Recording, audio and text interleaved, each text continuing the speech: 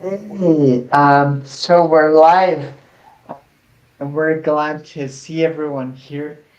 Um, and yeah, um, sorry, the last connection. We've already been having a lot of discussion, and we're kind of like, okay, where do we start now?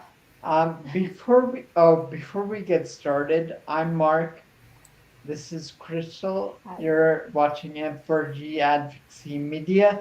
This is our Under the Surface series where we talk about more in-depth topics that are relevant to the disability community. We also have a journey series more about people's one-on-one or people's individual journeys through disability. So make sure you follow, subscribe, so you can catch up on all that stuff. So do you have anything? Well, why don't we start with introducing everyone Right. first? So yeah, maybe you can just go around and introduce ourselves. And do you want to get started? I'll go now for color. Sure, I'm Crystal. I'm Mark's co-host.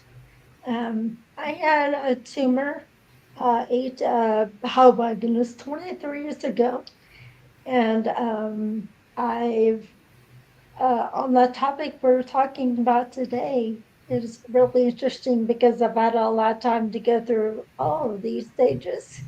And it's really interesting. Everyone has a different perspective and different things to talk about. So interesting.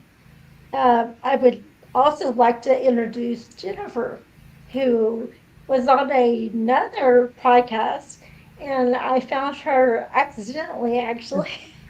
A friend of mine a year and a half ago died, but he also had a disability. And we had discussed a lot of things dealing with disability and the things we were seeing and what was happening and how we could maybe do something about it. And so a lot of what I talk about now is, dealing with what we talked about, and then we have our own thing we've talked about too. So it all goes in there. But I was actually searching on Spotify for something about grief, and maybe I could find a conversation that was similar to what we had discussed. You know, uh, I knew him from when I was 18. So he was actually the first person that taught me how to be disabled. So, a disabled teenager, I should say. There's a difference. But so when I was searching for that kind of conversation, I came up on something I had not anticipated, which was Jennifer's podcast. It was actually, what was her Her name is name? Brittany Squillis, and I may be butchering her name, but her podcast is called Exposing Grief. Oh, okay. Yeah. So she did a really, really interesting podcast about the the kayaks dealing with grief.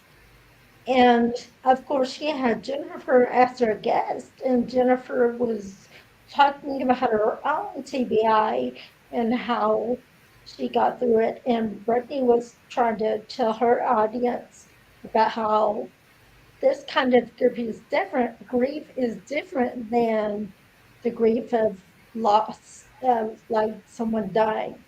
So, yeah, go ahead, Jennifer. What else do you want to add? Oh, just a little bit of background about me. I incurred a traumatic brain injury almost 9 years ago. It'll be 3 weeks. Will be my nine-year anniversary. Subsequently developed other ramifications because of that, including chronic fatigue syndrome and dysautonomia, specifically postural orthostatic tachycardia syndrome, and had to stop working in January of 2020. And I just became legally disabled through government about 6 weeks ago. So that's been a journey in and of itself. Anne, do you want to go next? Okay. I'm Ann Crow, and I have been diagnosed with Parkinson's since 2017. And I was always incredibly non athletic. I was an English lit major who specialized in poetry analysis. And suddenly I found myself having to move voluntarily. And so I ended up joining a rock steady boxing class. I've been attending it 3 times a week ever since. And two very strange things happened. One is that 6 months into doing rock steady boxing, I got my sense of smell back, which had been gone for 5 years. But boxing is very good at stimulating new neural pathways in the brain. So all I can figure is that they kind of made a detour and reconnected my nose and my brain again. And the other strange thing that happened was that I found that I actually like to move, and I also like to help with the rock steady boxers. So I became a coach, and I'm still helping with our class. I also I also have dealt with 3 major depressive episodes in my life. Strangely, since I started boxing, I have been less prone toward depression than I was before. So that's been one of the real blessings. Thank you, Anne. That's great to hear. Mandy, you want to go next? Hey, I'm Mandy. I don't know exactly where to start. I have to compartmentalize my huge list of stuff that I have. Anyways, I also had a traumatic brain injury through a car wreck in 2019, and I suffer from post concussive disorder. Um, and I have just been able to return to work as a part time substitute teacher 2 days a week. But I also deal with the chronic fatigue syndrome, and I stutter and slur my speech a little bit sometimes, and have comprehension and processing issues as well due to that. And so that's been a learning experience, going from graduating, being able to be a teacher for 3 years, and then not being able to do that anymore. And so I also, this last spring, just got full disability. And uh, I had 2 types of cancer, thyroid papillary, and a very rare paraganglioma that I have to deal with for the rest of my life. That causes a what I'm going through now, um, which I just found it ironic when Jennifer was talking with the orthostatic hypertension. So yeah, commonalities. And then I'm also partially paralyzed in my right leg, ironically, from game of freeze tag, 5 seconds running across the floor, and it's done. So um, you know, that's been since 2015. And you know, going between being able to walk, being in a leg brace, not being able to walk, and being in a wheelchair, and back and forth because it doesn't stay. Can't think of the word. I also have word find issues, so I'm sorry. Static doesn't stay the same. Yeah. So, anyways, Stagnant. Yeah. yeah. So, that's a very shortened list of what I have, but I have about 26 different things, and so not gonna go through all that. Well, welcome, Mandy. It's good to hear from you. Yes, and thank you for joining us. I know it's such short notice. As I told you yesterday, we had somebody uh, go out on us and not their schedule was messed up. So thank you so much. Not a problem. I Um, think I'm gonna and enjoy this. then So and then I guess Katja, and then Nathan. Okay. Yes, my name is Katja. I was diagnosed with Parkinson's disease in the year 2020 when I was 46. But I noticed the first symptoms 10 years before. So I had a long journey to get the diagnosis. And I'm normally I'm living in Germany with my three girls. But at the moment, I'm visiting my friend and trainer, Nate. And yes, I'm here for a week. It's my first time in America. And I'm here with my daughter, Charlotte. And yes, that's it for the beginning. Thanks for having me. Thank you for joining us, Katja. Nathan? I am sorry. My children just got off the bus here. My oldest is dealing with the youngest and he's having a little bit of a fit. My name is Nate. I'm 37 currently. I was diagnosed with Parkinson's disease in 2012 at the age of 26. Before that I was a 911 dispatcher. That was my original career. After that, I was diagnosed with Parkinson's and became a person who worked in a local grocery store stopping shoplifters until I couldn't do that job anymore. I was actually fired from that job. Then I spent some years in depression. I went through the process that Mandy and Jennifer described of the disability application process. I received that and kind of lived in a depressive state. Just kind of, this is my life. Now I'm going to go downhill until my son, who was 8 at the time, joined a local karate school. And the instructors talked me into coming out with them and joining the karate school as a student, which I did, and I've been doing that now for the past 5 years. I've reached the level of black belt. I'm now an instructor, and in the meantime, I am leaving the Social Security and getting my business started to be able to take over my income there. So I've gone through the process of kind of losing myself and refinding myself now, and that's where you guys find me. Katja's here as a client of mine. Actually, we've met online a couple years ago, and she actually traveled from Germany here to Michigan to train with me for a week. So that's us. That's great to hear, Nathan. Welcome. Before we get started here, we wanted to just let people know that nobody here is a doctor or a therapist that we know, and No. although having said that, we have lived experience which is very valuable enough, far too often dismissed by people who are educated and who have certain credentials and whatever.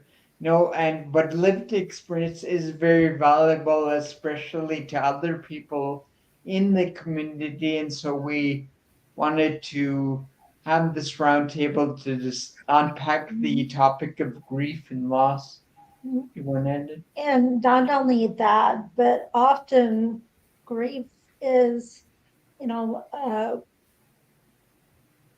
thought of for in our situation is not as important uh, because it's not the kind of grief they have experienced, like of losing someone or a loss of a pet or something else. It's not the same. It's different, but it doesn't mean that it needs to be hidden. It needs to be dismissed.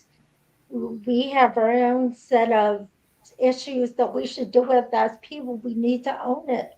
And we need to let ourselves experience these things. And while each of us doesn't do it the same, you know, we all do different. That's the love I love about this situation, this roundtable, is that we can all, on different levels and different ways, having different disabilities, explain our path and how it might help somebody else. And maybe, somebody else might not have the experience that me or Mark have had, but maybe one of you guys, they're able to relate more to it, how you dealt with your own stages. So I think what we were going to do was, so there's 5 stages. There's denial, anger, bargaining, depression, and acceptance. But not everybody goes through on this. No, usually it starts with denial, usually, and ends with acceptance. But the things in the middle, they kind of vary. And then if you have a progressive disorder, those can go, and even if you don't have a progressive disorder, those you can go backwards and then go forward again and then jump back, and it starts over, especially if you've had it a long time. But so what I was going to do was, the short form and that explanation I just gave, I was going to put that on the bottom. But then also the 5 stages, I'm going to keep on the screen so we can all talk about that. If we done with that, if not, then you don't have to answer. And I would also add that a different way of looking at it is that we are in essence losing a person. We're losing or we have less a person. It's the person that maybe we thought we were going to become, or the person that we used to be, right? And so, in that sense, it's the same, right? So, why don't we sort of unpack the first thing, and if you feel comfortable, certainly raise your hand and we can. Uh, let's have it, since we started from the top before, let's start with Katia and Nate first. Do you guys have anything on that, on denial? Um, I think because I have waited so long to get my diagnosis, I've felt the symptoms, and I've visited so much neurologists and other doctors, and they all said, "Oh no, you are a healthy woman. You have to do psychotherapy or do more sports." And that's why after my diagnosis, I have no problems with denial because it was a relief for me. And that's why I overcome this stage of denial. I think I think that in terms of just Parkinson's disease, you have a different thing that happens with younger folks, and that we've probably noticed these symptoms for a while, and like she said, we're chasing after what this could be. And I'm sure Anne's the same. You kind of have a general idea by the time you get there what's going on, and you just want to grasp onto something that you can run with and do something. So I kind of, in my situation, I straight past denial to acceptance, which has its own detriments. But that's how I actually approached it. I was like Katja, very relieved to have something to give this condition a name, a label that I could move forward with. That was huge for me. So denial never really happened. I knew something was going on. All I needed was Mandy?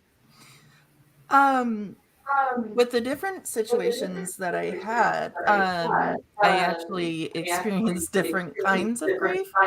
Um, I had one very similar to Katya Nate, in the respect of the cancer, because it took about 10 years for the symptoms to develop as it grew, and, dealing with that.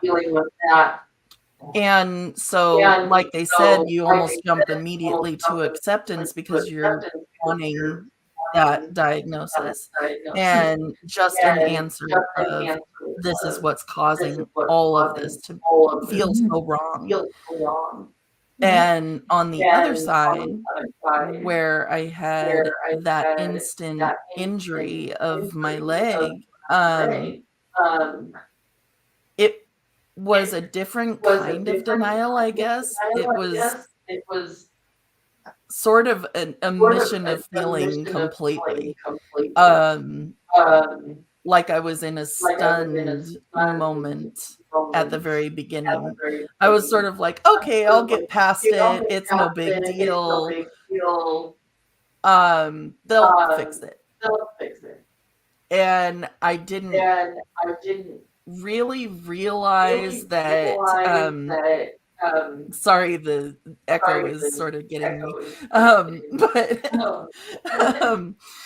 but I didn't really realize that this was the permanent thing, and that I would have to deal with it for the rest of my life. And so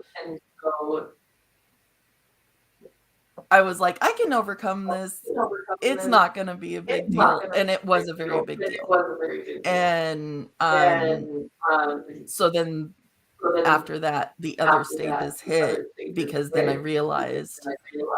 And so I don't know that I would necessarily put the label of denial on it, but I guess it's in that stage.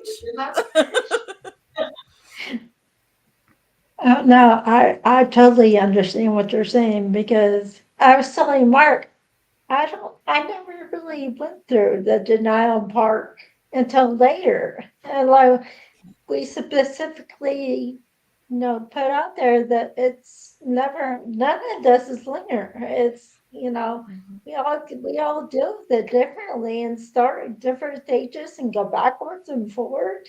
So yeah, I get it. And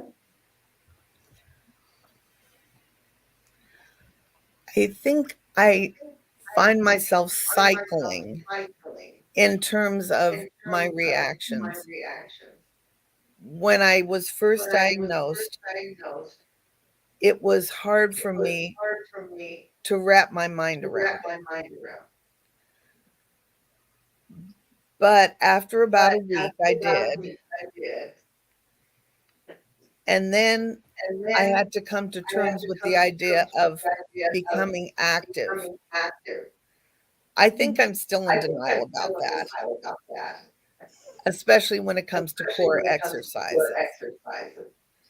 The thought that I will need to do core exercises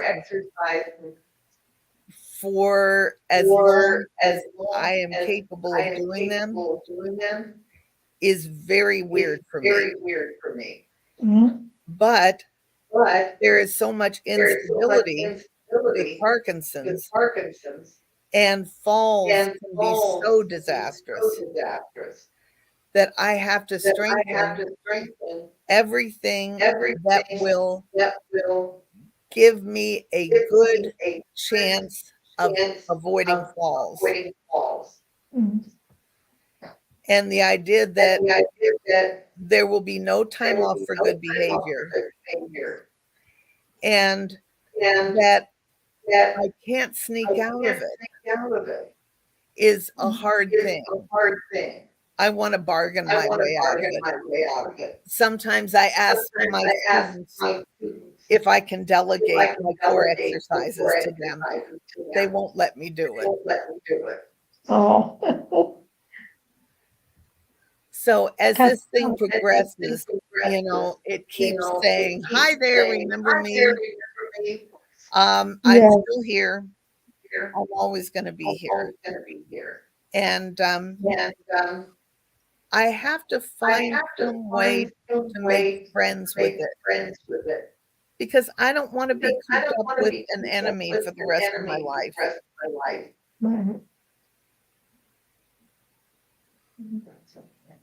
Jennifer? Yeah, real quick, is there a way to not have an echo? Um, you may turn down your speakers, or do you have an phone nearby or another audio thing? Speakers. We're hearing it too. I've been muting us. Yeah, I've got the echo too. I've been muting us just to make sure it's not us. Not sure. Well, we can continue, and if we come up with a way to do that, cool. For me, denial was definitely there in the beginning, because with a traumatic brain injury, it's a split second. And for me, I had 2 injuries within 25 hours of each other. So there's, you're going along fine, and then all of a sudden your life changes. Not by choice, not by anything that you did, because it's just an accident. I came off of a horse in a riding lesson when she spooked, and then the next day on the way home from the ER, I was passenger in a car accident just a few miles from home. So, things happen.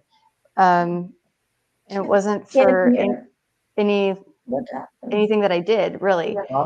But the ER doctor, when they diagnosed me with concussion, which AKA is a traumatic brain injury, they handed me a 2-page handout and said I'd be fine in 2 weeks. So after those 2 weeks, when I was still struggling, after 2 months, when I was still struggling, after 6 months, after a year, and here we are 3 weeks shy of 9 years with added a long list, and they're all in my book, a long list of diagnoses related to it. There was definitely denial, because they said I was going to be fine in 2 weeks. So I just wanted, as I hear from a lot of people, TBI folks especially, is I just want to get back to who I was, how I was. I just want my life back. And I wasn't willing to accept anything else but that. And so it was like, no, this can't be, this is not going to continue, because I'm going to get my life back. I'm going to be exactly how I was before.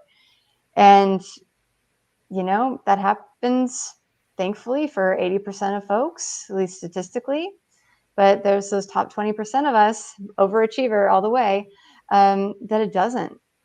And so I did not want that to be my life from here on out. But, at some point it was like, oh, this is kind of here to stay, despite being super proactive, doing a lot of things, some things which, did help quite a bit.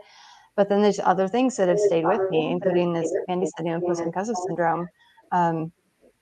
So yeah, denial was definitely a thing in the beginning, not so much since then as the reality sunk in, right?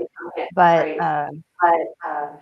yeah, denial was definitely there.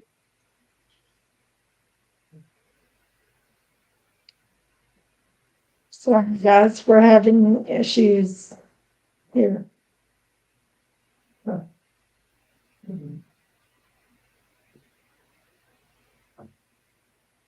So as I had said, I never really went through the denial part until later. I was very optimistic, and I at first I was okay. I was in that stage of acceptance, I think, for a while first of, okay, this is what it is. So I'm gonna own it. I'm gonna, do what I need to do and get through all my therapy and everything.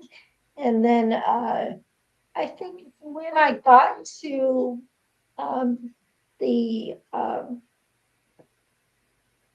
point where it was suggested where I go to therapy, I see a psychologist, I see counselor, that's where, you know, when we're talking about the whole grief process, that was set aside. That was, you're crazy. This is what you need to, it was dismissed, as saying this is what you dealt with.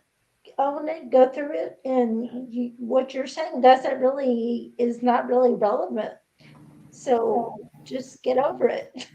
And I kind of set the course for my future, you know, how I felt about it. And I don't want anyone else to do with that. So I guess that's a lot of the reasoning for why this topic is important to me, to make sure nobody else goes through that and knows that what they're doing, what they need to own it, and you know, they need to be able to process it and deal with all this stuff. It makes you who you are, right?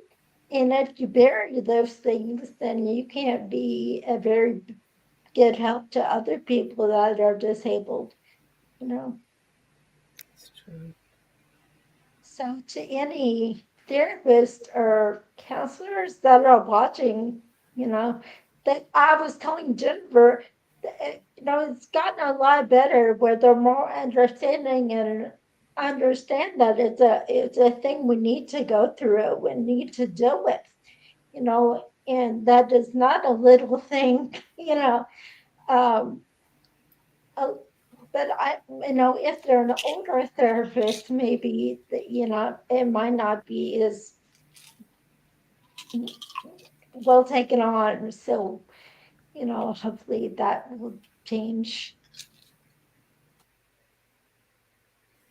Um, and for me, I guess I'm like this whole grief process is something that I've slowly been starting to unpack. Certainly with the help of Crystal and my therapist, and no, it kind of difficult. I mean, in sort of the environment I surrounded myself in, and sort of the martial arts fitness environment, it's a great environment to be in, definitely. But I think um, sometimes the difficult thing for me to get over was, being raised with the mentality that I could do anything, and then having this challenge that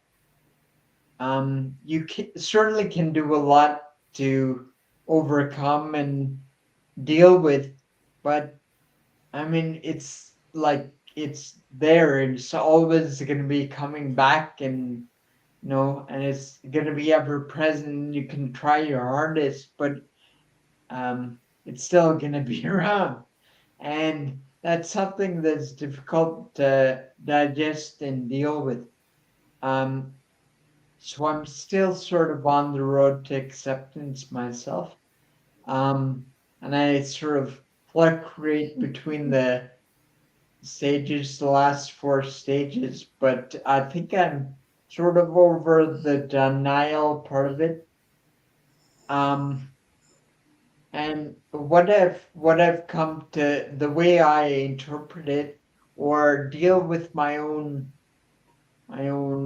um, training or martial arts or whatever is I don't the way I previously dealt with it was, which is the way other people and then the world around maybe deals with problems, is if you've got a problem, the best way to the what you want to do is try and get rid of it, right? What do you do when you have a problem that won't be gotten rid of, Mhm. right? So the way I deal with it is that I practice boxing and martial arts purely for the enjoyment of doing those things. I don't I don't practice them anymore with the trying to attain some goal, right?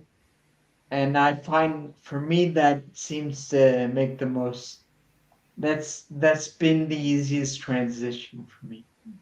Still a work in progress. Well, I think the goal the goal's still there. It's just more of a personal goal Right. to keep your muscles, uh, keep your muscles from atrophy, and it's purposeful. Well, I mean, but it's not in the sense that I'm trying, the ultimate goal is for me to not be disabled, because that in essence was causing me to dismiss my own reality. And I mean, everyone else can do that, that's fine, but I shouldn't be the one doing that to myself. So the next one is, well, what do you guys think? So, like I said, the next three, anger, bargaining, and depression, kind of all are interchangeable. So, which one do you think is the one we should talk about next? I vote for anger. Okay.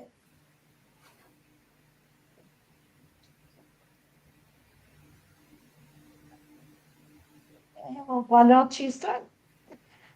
I can start that, sure. Oh, anger is one that I have probably been in the longest, and definitely a lot more on than off. Um, I remember when I first started processing grief probably in 2018, 19, so only really a few years ago, and many years after my injuries. My therapist was like, "You're really angry," and I honestly didn't even realize it. It's one of those things that until it's brought to your awareness, it's just kind of how you are, or at least how I was, because I can only speak for myself. But I was really angry that this happened because I was definitely in more of that kind of victim mindset of like, "Oh, this happened to me," right? I didn't deserve this. Um, or sometimes thinking that I did for some reason. And even a few weeks ago, we were on vacation, and there there was an issue that we came upon that was related to all these things, and it was like, if none of this would have happened, we wouldn't be dealing with the situation. So it can definitely still come up in certain circumstances. It's definitely lessened with a lot of support, a lot of inner reflection and things like that. But anger, I would say, of everything has probably been like one of the most pronounced for me. Just angry that all this has upended my life, and then of course, the people around me. My husband has been affected by this, of course, my family, my friends, and so it doesn't impact just me. That is part of what I was angry about too. For it to impact me, it's another to have an impact about, and that's not fair to them. And it's not if it's fair or not. It's just the truth of the situation. And I was angry at that because I didn't want anyone else to have to suffer. I knew how much I was suffering, but I didn't want anyone else to have to deal with it too. But that's just what you go through. When you have people who love and care about you, they're in. They're in for the long ride with you. Exactly. Anybody else? Kathy? Yes, I've got my experiences with anger too.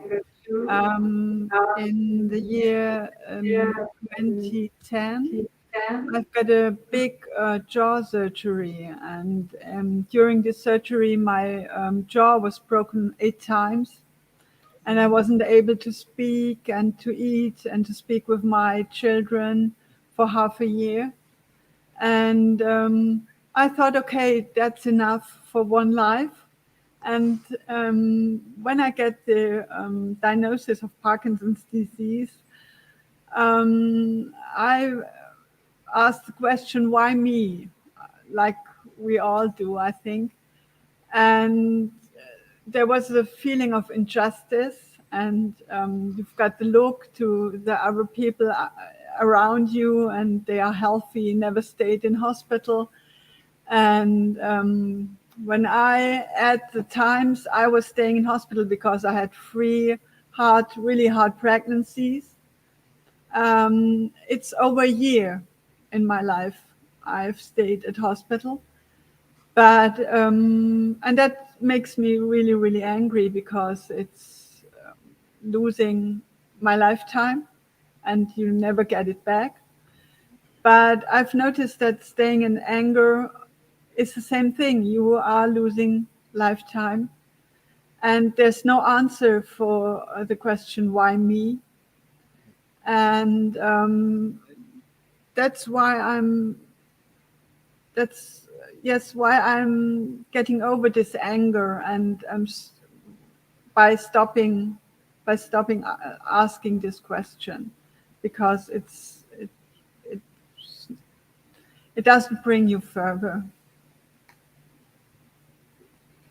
That's my experience. But I was really, really angry a long time. Yes. Mandy, did you have anything? Um, I thought you were fixing to talk. I'm just finding a lot of things that I have experienced as well, as Jennifer and Katya. But the thing that I struggle with is finding a differentiation between the depression and the anger, because it sort of smashes together. Right? um, Yeah. Mhm. but the other thing that I was just thinking about was the denial wrapped up in that, in feeling that I lost those parts of my life.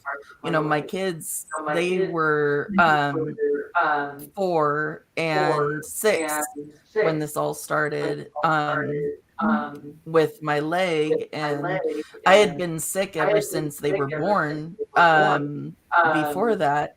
And so I started out being able to be the soccer coach and all of that. And then having issues with not being able to do that, not being able to go just regular walks with my kids, not being able to go down to the beach and, you know, go play with them and build sandcastles, you know, the different things that I felt that I had a right to as a mom. But not only that, right to as a teacher. I'm wondering if the echo thing is me. I don't know what's going on, but um, it shouldn't be. But Mandy, just give us a second. I'm gonna mute our mic and see if you hear an echo.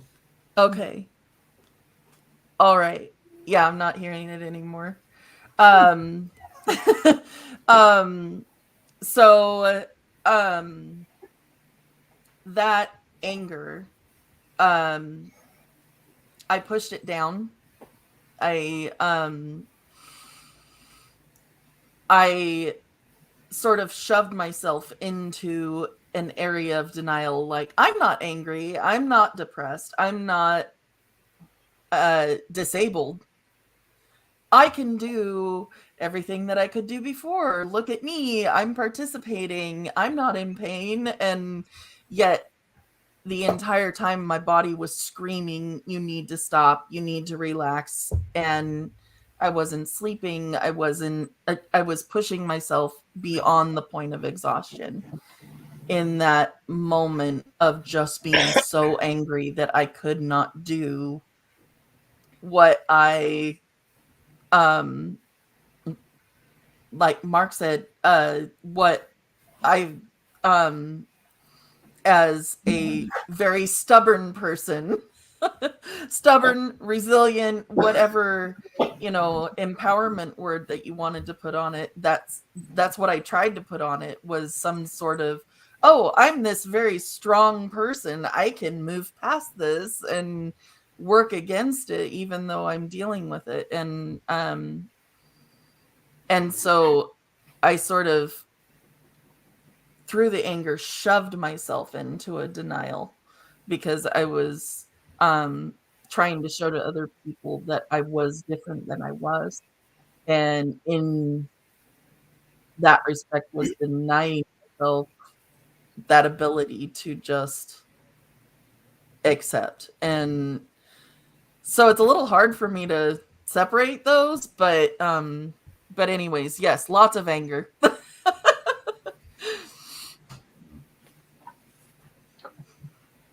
Do you have anything in? Nate? And I didn't know if you were about to go. Go ahead.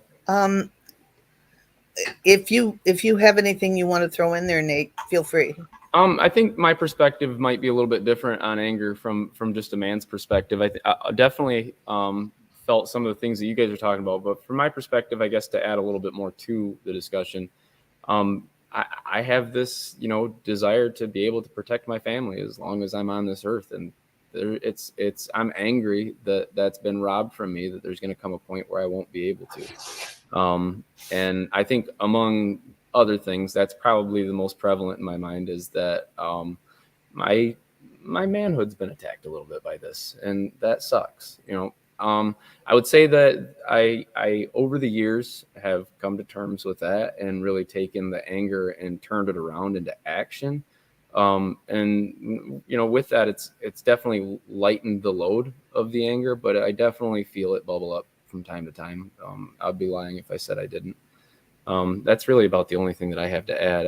I really felt what you guys were saying, though, for sure. Yeah. I don't have a clear reading on the anger thing, because I think that when I start to experience anger, it flops into old patterns of sadness. I think I turn it inside out of fear of hurting someone, blaming someone. And so I tend to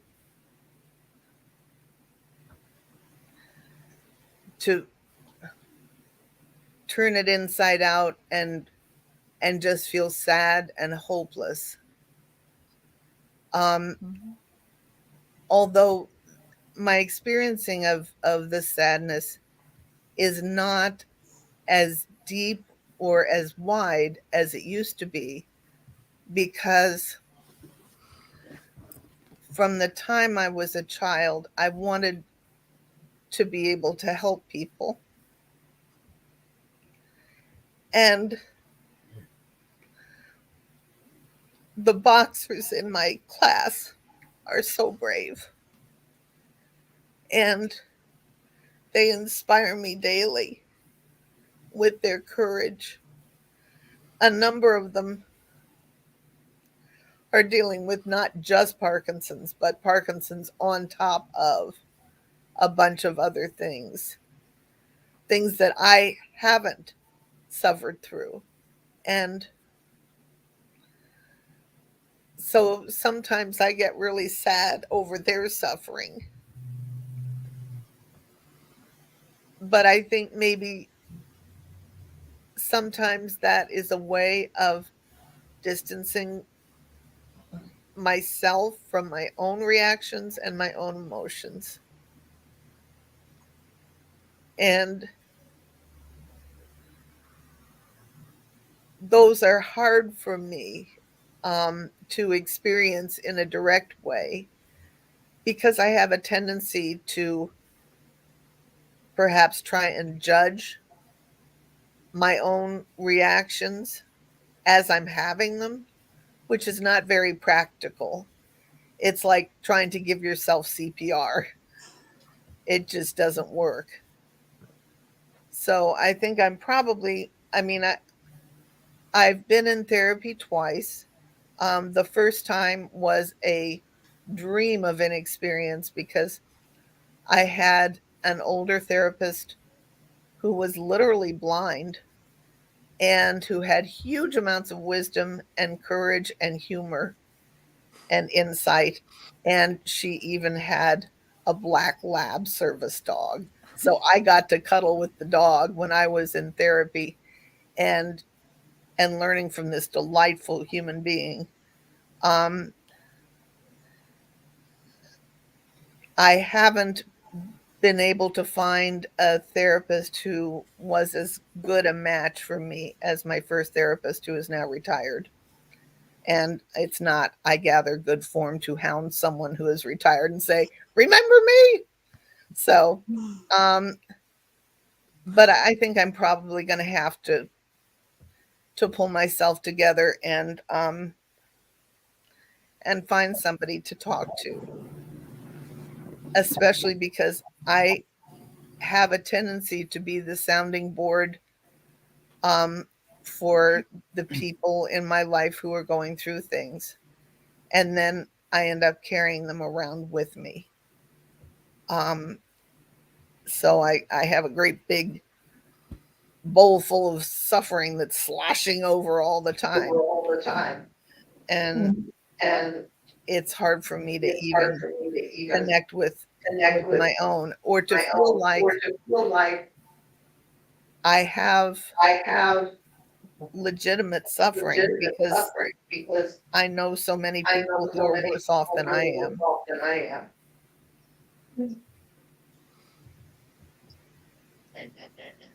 Well, you started that with talking about you felt hopeless and you were stuck, trapped.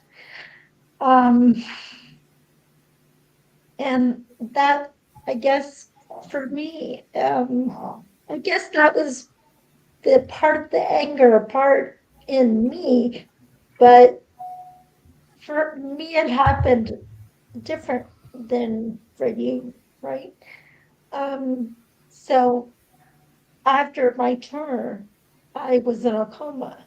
And when I woke up, I was in something called Lockman syndrome. It's where you can open your eyes, but you can't talk, you can't move anything else. So, and I could still fully think. I could, everything was still there. I just couldn't verbalize it or do anything, um, signing or anything. So, a lot of it was, I was inside my head, literally, where I was overthinking way too much.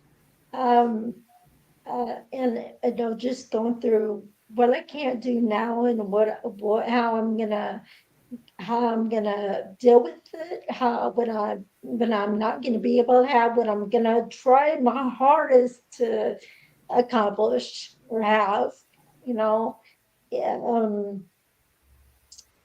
if God will allow me to be those things and do those things. But a lot of things happened along the way that made those things not possible.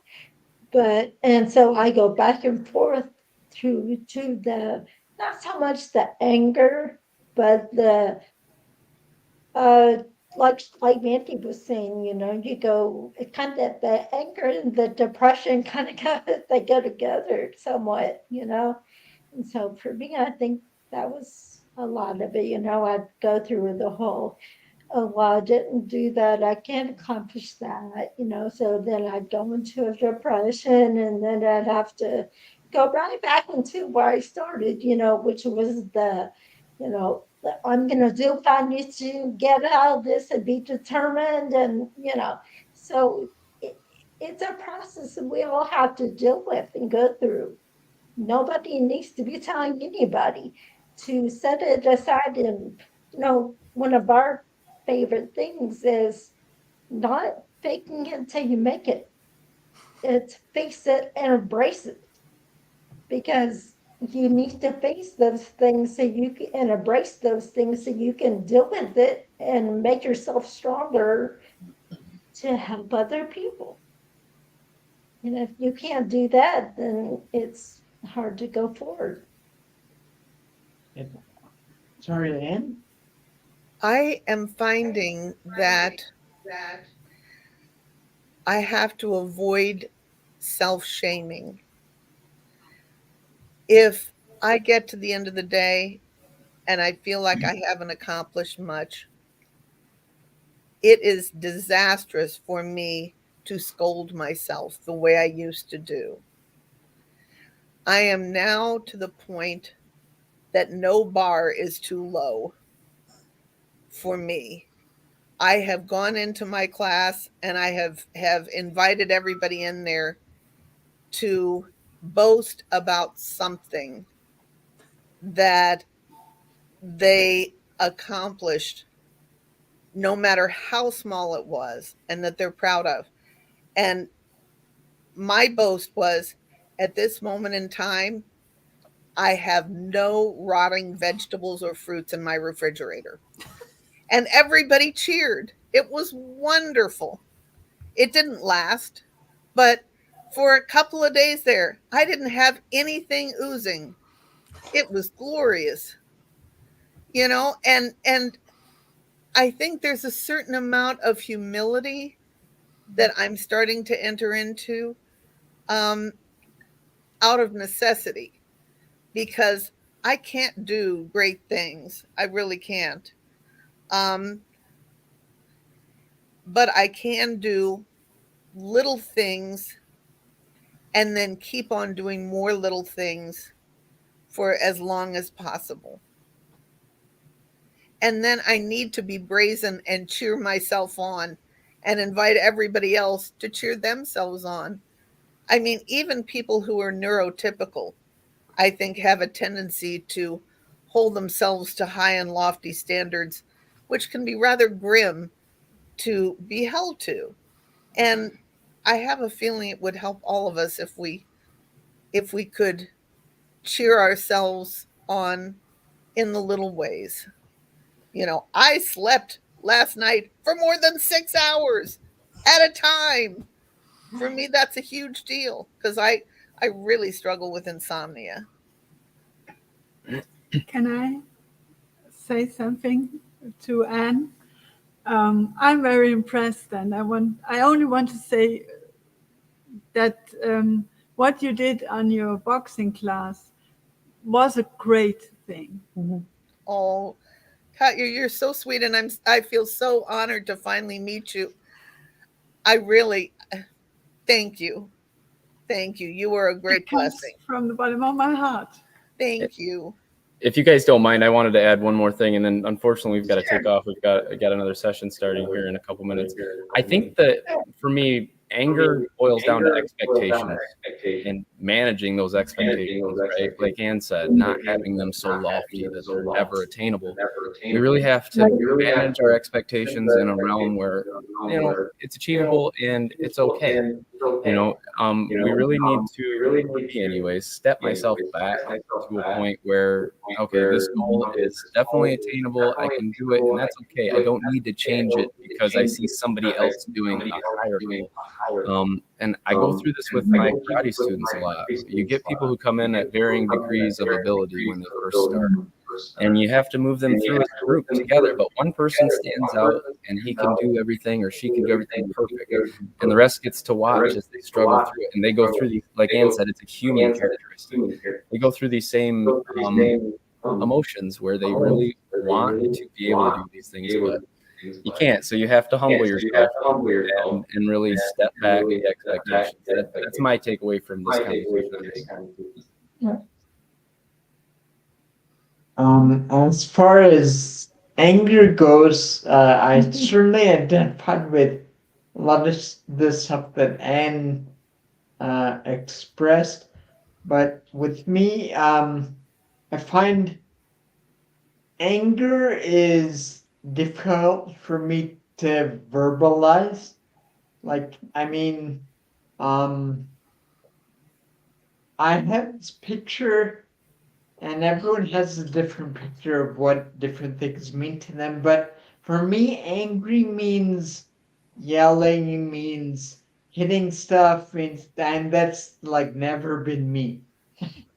I'm, I'm, um, I'm not trying to mislead anyone by pretending I'm a Zen monk or anything, but I tend to internalize everything, and I tend to immediately point fingers at myself for having done something wrong. And I'm more the way I express anger, I guess, if I mean I have to I'm human, I have to get angry, I would assume.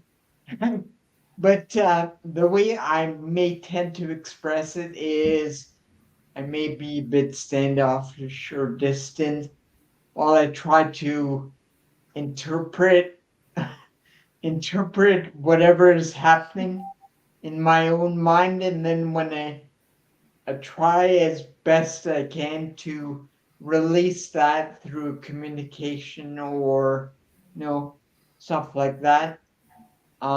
And maybe some breathing and try and relax and realize where I am and what the present moment is.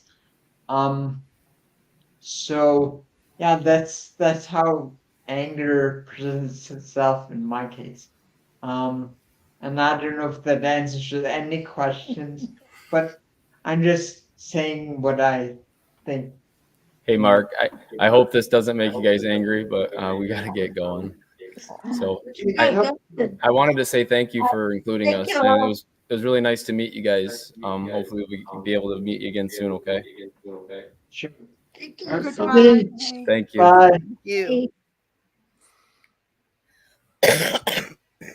Okay, I was also going to add that for me, as I've dealt with these stages, um, something that helped me a whole lot is yoga, to not only uh, be able to relax your body and de-stress and get your muscles working, but also is to keep you from atrophy. We both need that, but we all need to be able to be able to relax and understand what we're feeling, and be able to talk to, if we believe in God or whatever, be able to do all those things we need to do to de-escalate a situation we're dealing with, or that's angering us or frustrating us or whatever is going on. And also, I feel not only does it prepare me for life, the day, but also it helps guide me to a good spot to be in for the day to deal with whatever situations I have coming up too. That's a good point. So what's the next stage? I don't know. I think it's bargaining. Okay, just a second. I have both. Yeah. Yeah, I'm pretty sure it's bargaining. So I guess while we're putting that up, Yeah. does anyone want to speak about how that manifests itself in their experience? I I guess, I could say that I don't feel that I've experienced a bunch of bargaining. Um, Mhm. I don't try to bargain my way out of having the disabilities myself. It's more like I'm like, if I'm going through this and it's this horrible, just put it all on me. I'll take it on. Don't have the other people have to deal with it. If somebody has to deal with it, just give me more. I'll take it. And that's probably the extent of the type of bargaining that I've dealt with. Um, and yeah, so I have a relative who is disabled and who operates in much the same way. And I remember when I was in college, I had friendships in which I tried to take all the responsibility and all the bother and all the pain and ask as little as possible from my friends. And then I had a professor take me aside and say, "Do you realize how arrogant you're being?" And I was so shocked because I didn't think of myself as being arrogant. And he said, "Oh, yes." He said, "What you're doing is you're operating like you are a nice person and you can afford to suffer. But if other people suffered, they would just kind of blow away like dust in the wind." And he said, "You're not giving your friends credit for the strength that they have. And just as your own suffering makes you stronger, their suffering can make them stronger. You can't take that from them." And that really pulled me up short because arrogance was not something I associated with myself. And then I realized, yeah, you're acting like you're a nice person who can afford to do all the suffering for everybody, but they aren't strong enough.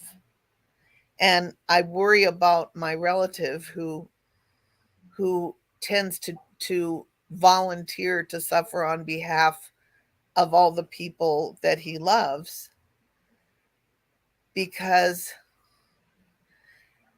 first of all it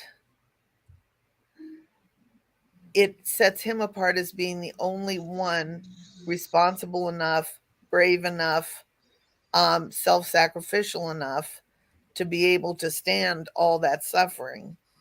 And then the other thing is suffering does make us stronger. It's like core exercises. I might want to be able to pass them along for someone else to do, but for my body to get more strong and more stable, I got to do those myself. And and so I would encourage you to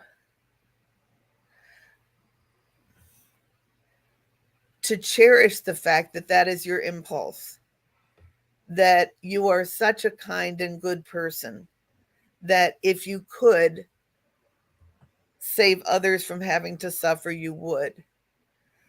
But I would also encourage you to keep reminding yourself that the strength that you have grown to have, you have developed because you didn't duck out of suffering. You didn't ask someone else to suffer instead of you, but you have gone through it very bravely and very courageously.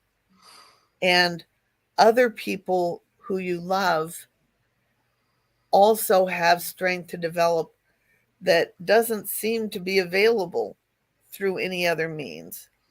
I mean, suffering seems to be like boot camp or something.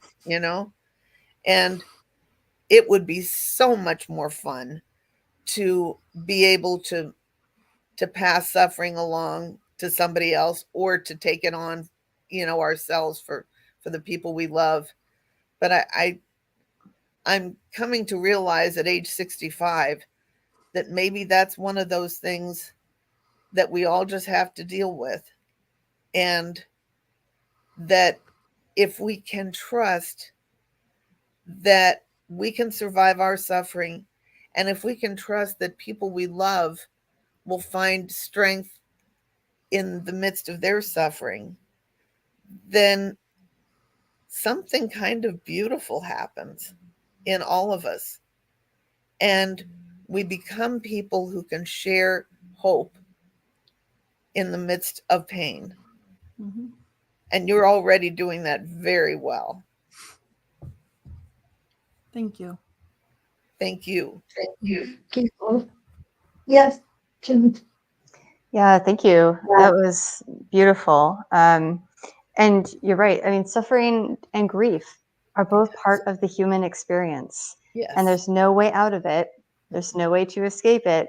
So our opportunity and our challenge is to be able to develop skills to be able to ride those waves when they come. whether they last for 5 minutes, whether they last for a lifetime. But it's all about becoming wiser and being able to navigate those things maybe with a little more grace every time. But it's a huge learning opportunity every time. And when it comes to bargaining, for me, because there's a couple aspects of bargaining that people talk about, but one is the what ifs. And that was definitely a big part for me, because it was well, if I had been a better rider, I wouldn't have come off when the horse spooked. If I hadn't have had the concussion coming off of the horse, we wouldn't have gone to the ER in the morning, which means we wouldn't have been in the car accident on the way home from the ER. If none of this would have happened, I would have been able to, keep growing my therapeutic bodywork practice, and we wouldn't have, run into, financial challenges because of all the medical bills. If all of this stuff wouldn't have happened, blah, blah, blah, blah, blah, right? You can just go down this list, for my experience, for, my injuries and things. And so then it starts to be this self-blame, right? Well, it's all my fault. Even though really it's not, it's just stuff happens, right? Why? We can never say why. We can never say why with assurance, but when you start to let go of the what ifs, what could have happened, what coulda, shoulda, woulda, right? Talk about not shooting on yourself.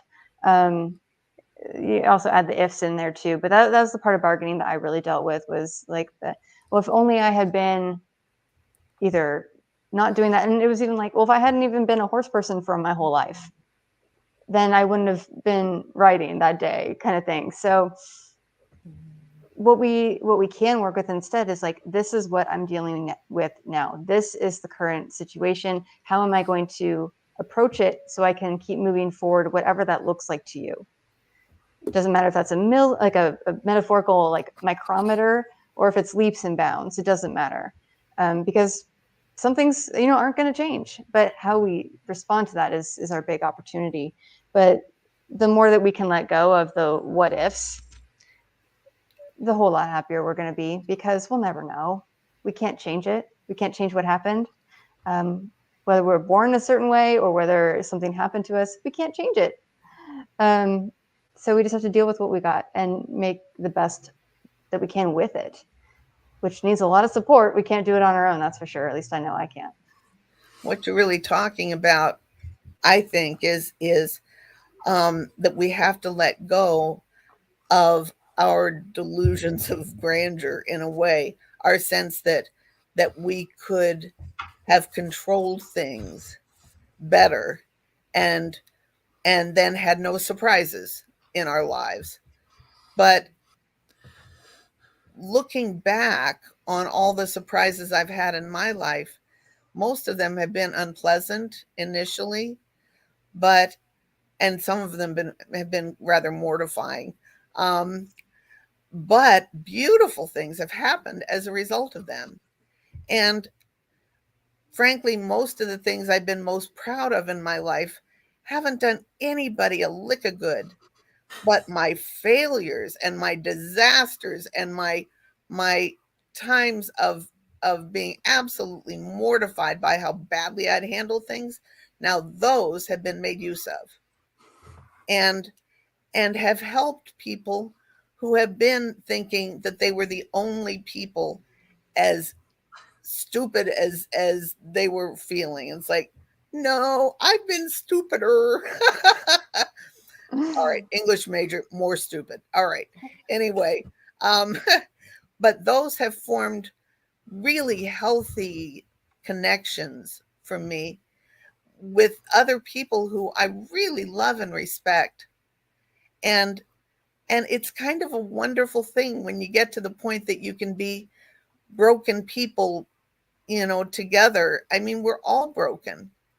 None of us can live very long without making a royal mess of things.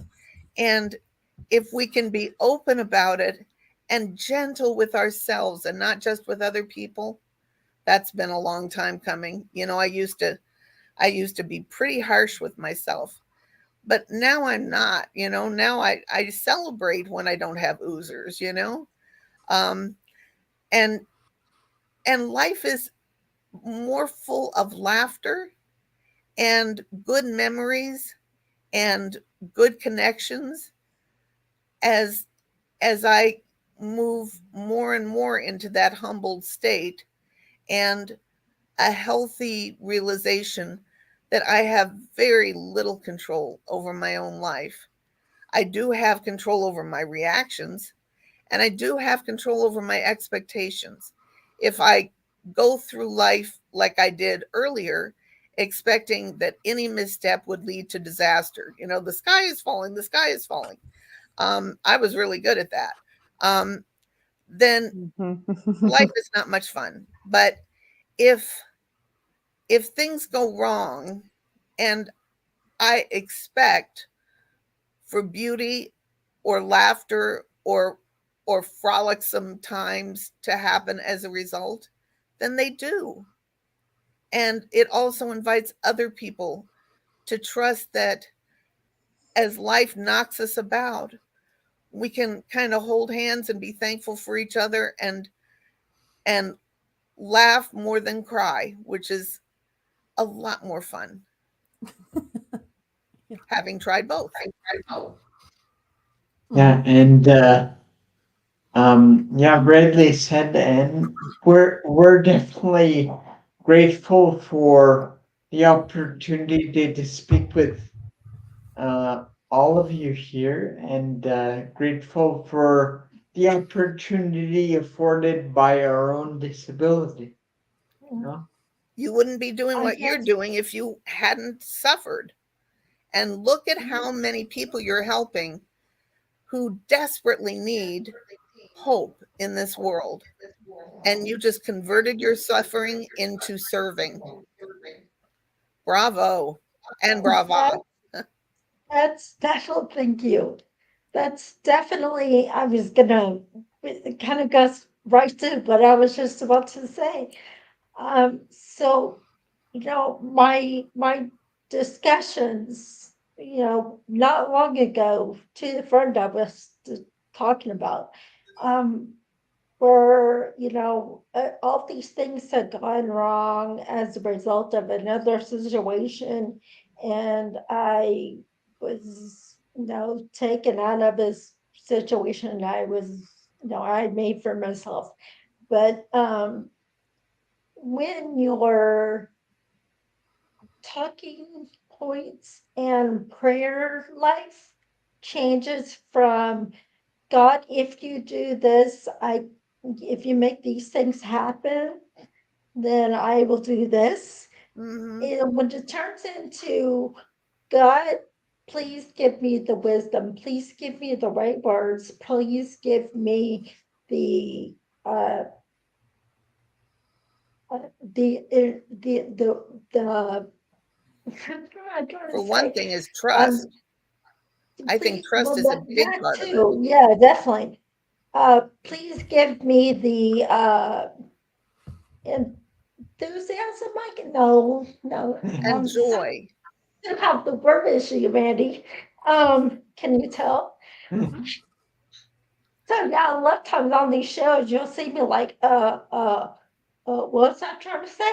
And sometimes I can help, but not all the Well, we So all yeah, struggle. to give me the, and the encouragement and the, like some of the anxiety I have, to be able to, the courage to be able to speak openly to you guys, to give you hope and courage about how to move forward and what, how to deal with your own internal dialogue and what has been told to you having a disability. We've been told to believe that our disability is our, needs to be hidden. right, or that it's a weakness. Yeah.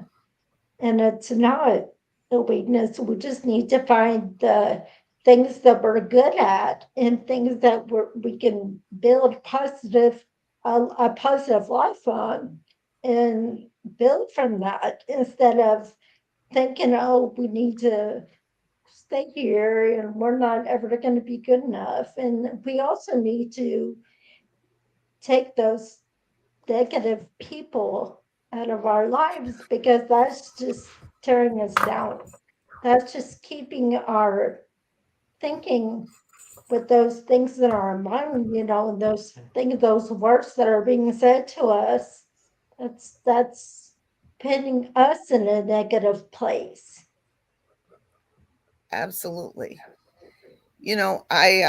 I tried to teach a rock steady boxing class one time. This was quite a while back, and I did a spectacularly bad job.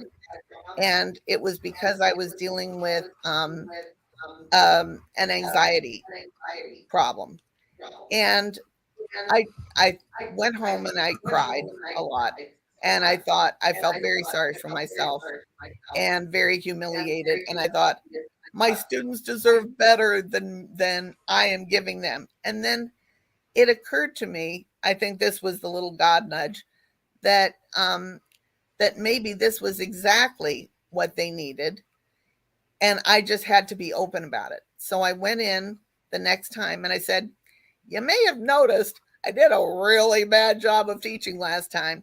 I was having an anxiety attack. So let's talk about anxiety because that is one of the hallmarks of having Parkinson's disease." And we ended up having the most wonderful discussion on anxiety. And by the end of it, I felt so normal, like I'm just a human being who was imperfect and who's still imperfect. And as long as I don't let my ego get caught up in needing to convince people that I'm flawless, which I've never been and I never will be, then we're all good. Because if I can take my little disasters and receive them as gifts to give other people, to encourage them, then nothing is beyond redemption. Everything is useful. Everything can be composted, so to speak, and turned into flowers. How cool is that? Isn't that the ultimate irony that the pathway to being free of anxiety or anything is by dealing with the anxiety itself, not actually not having anxiety. That's true. That's a very good insight. I mean, continuing on that, that's where the grief is not linear. I sort of correlate that with the acceptance part of it, using that experience, all of the different experiences to relate to my students. Excuse me. But I found that acknowledging that, accepting the different stumbling points that I have, instead of trying to smooth them over and just ignore that they're there and use them in my classroom, helps me relate to my students more, and it helps them to accept when they have something happen that it's not a big deal, that it's human. And Wonderful. yeah, and It's beautiful so and powerful. it teaches them that ability to have resilience and to support each other as they're going through things, and explaining that empathy of, what, do you ever deal with stuttering? I know that I used to deal with stuttering when I was a kid, and I didn't have any issues with stuttering before, but every once in a while it would happen, and everybody in the class raised their hands. Wow. And it's like, you know what? That just happened to me. And while I have something that causes that, isn't it great to know that everybody deals with it? I mean, that makes me feel a lot better. How does it make you guys feel? And then they all gave, thumbs up or sideways. Everybody gave thumbs up. So Nice. it's like, it in learning to accept it, it helped me to use that to guide other people into being able to build the resilience before something happens. That's And fabulous. so it's, it makes me emotional, but But in a good way. Yeah, exactly. Yep. And There's freedom and joy in that. There is. And so, that's where the bargaining turned into, you know what, I can use this. And it's not a thing where I lost the ability to help people. I gained so many more ways to help people and to relate to people. And it's amazing how quickly I found all the different things from all my different disabilities that helped different students along the way. And even at times where I didn't realize it. And just teaching in a wheelchair. I wasn't doing anything. I was there in a wheelchair. And I had students come up to me afterwards that said, I'm going to have to accept the fact that I'm going to be in a wheelchair for the rest of my life. But you showed me I don't have to think that I'm just stuck in a chair. And okay. But fabulous. But I wasn't doing anything. I was just existing. And so even when we don't realize it, exactly. And so your experiences, no matter if you're actively trying to show somebody or not, can affect somebody in a positive way. If you're walking around being angry all the time and exuding that energy to everybody else, you're probably not going to show everybody that positive, resilient manner that they can take in and learn from, but I think that's where I started convincing myself that it's okay to be sad, it's okay to be angry, but I'm not going to stay in that moment. I'm going to make a choice to move on and to smile. If I spend all my time being angry, I would just be the most horrendous person ever. Right. Oh, I know several people True. that are disabled. So Yeah. And so, I mean, even just the discussion today, I have to say, you guys have helped me work through a lot of stuff that I'm still working through. I work on it daily, So, that's one reason that I was really excited about this when you guys offered, because continued talk with people that experience this stuff is so valuable. And while it's not a counseling session, it does help you later. And so, anyway. and when I was talking about being able to uh, prayerfully discuss who you need to, who you want to be a guest, and praying about it. And okay, God, give me the words, but not only that, give our guests the words, and find the guests that we need to find to speak to not only help other people that watching later or now even um, to be able to help them, and to realize that that maybe they don't need to listen to us, but maybe they can relate to you better. Yeah. I like that. Jennifer? Yeah, I wanted to kind of bridge into, because we started talking about acceptance, but kind of bridge in like depression as well as acceptance and kind of link Yeah. those two together too. So I love everything that you just said, and both of you. It was just beautiful. And it's like, where to even start, because there's so many pinpoints to go off on.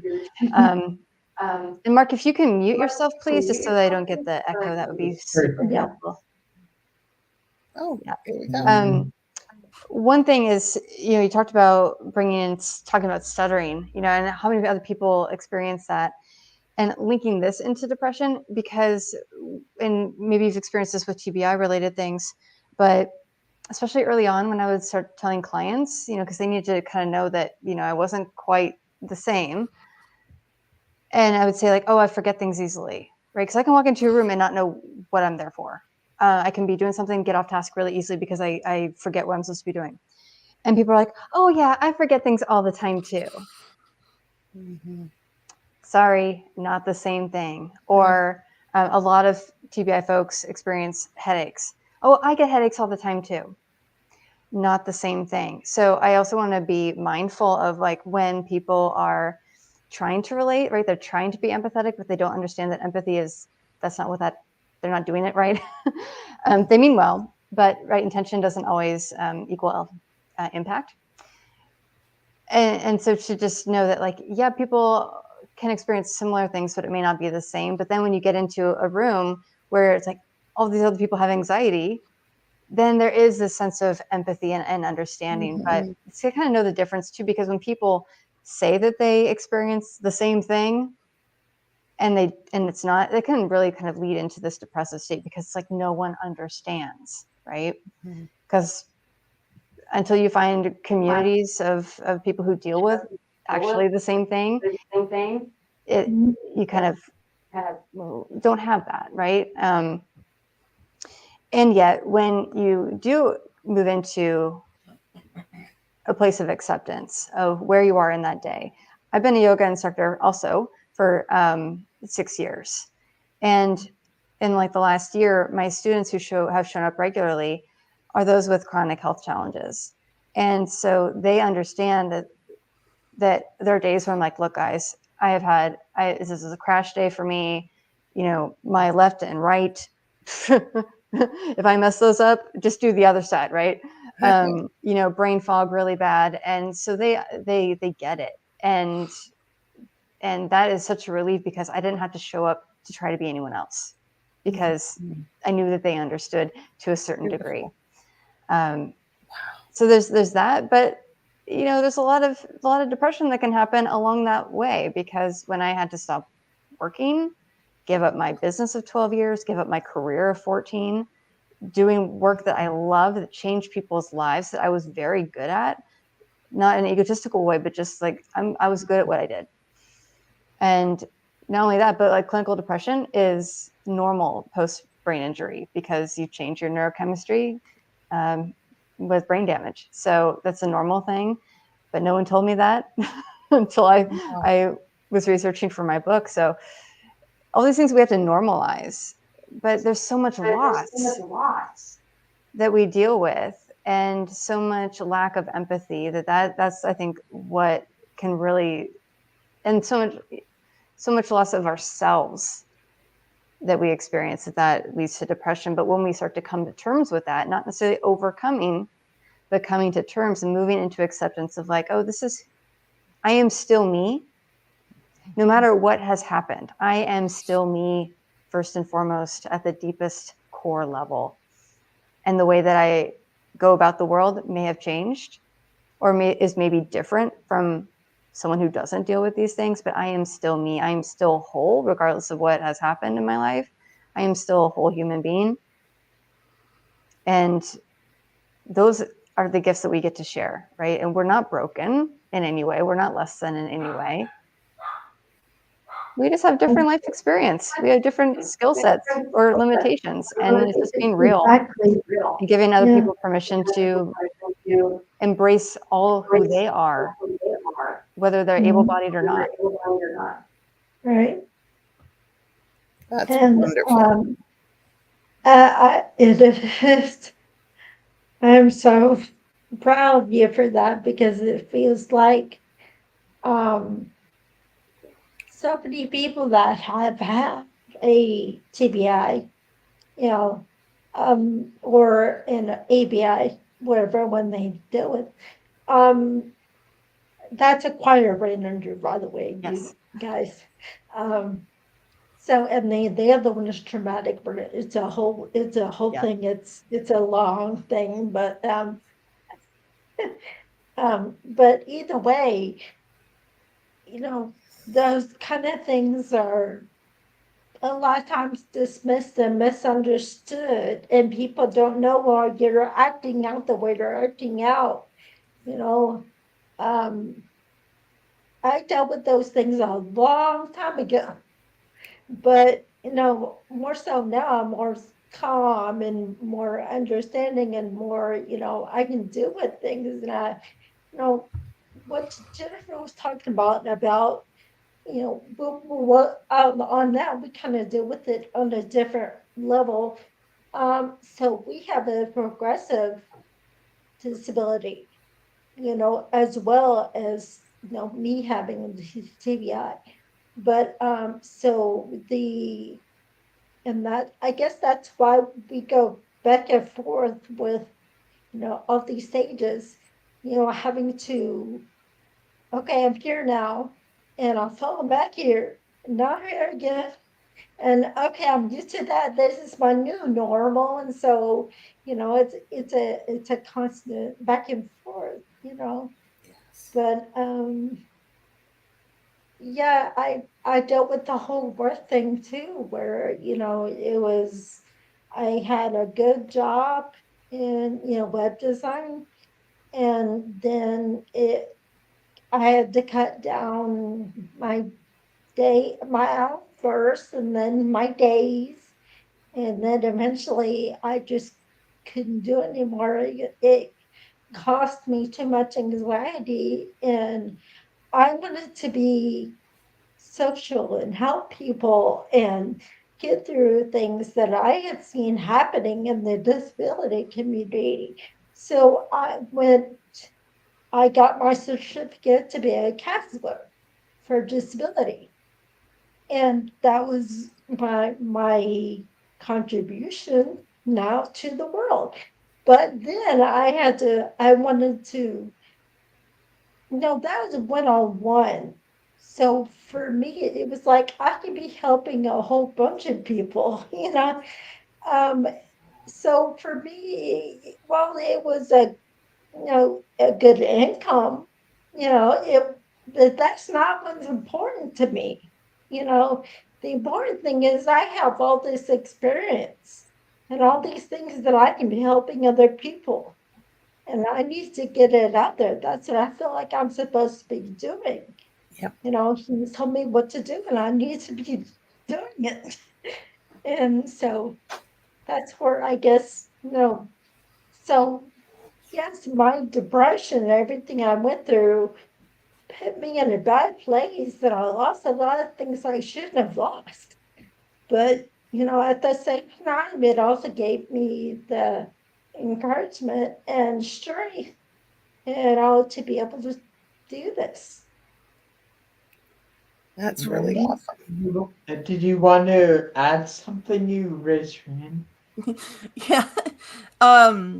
Well, definitely can relate to what you both said. In the oh gosh, my brain just left the building. You're in good company. So, sorry about that. Yeah, with the traumatic brain injury, it's a much different thing than the physical injuries and ABIs, and all different types of disabilities have their different ways of affecting us. Um, but also, I think this is also where our stages of grief come in and why they keep shifting back and forth with the disabilities.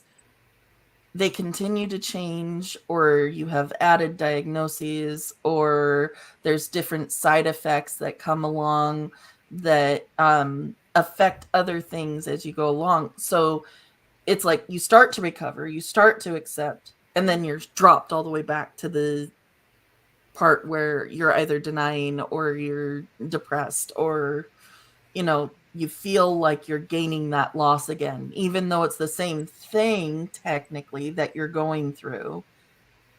It builds.